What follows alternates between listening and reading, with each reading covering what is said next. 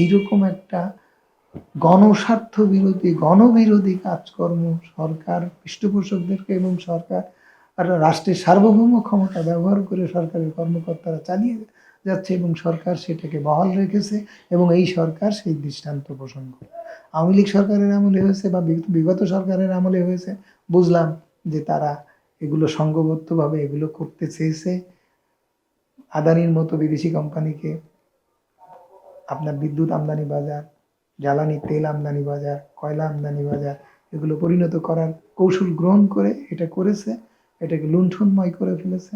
কিন্তু এই সরকারের তো সেই রাজনৈতিক দল ছিল না, গোষ্ঠী ছিল না, অলিগার্ক শ্রেণীর পৃষ্ঠপোষকতার দরকার হয়নি। তাহলে সে অলিগার্কদেরকে রক্ষা করতেছে কেন? অলিগার্ক ভেঙে দিচ্ছে না কেন?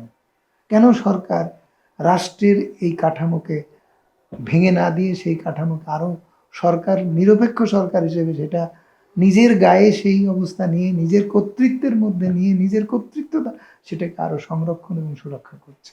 এই প্রশ্নের জবাব তো আমরা পাই না।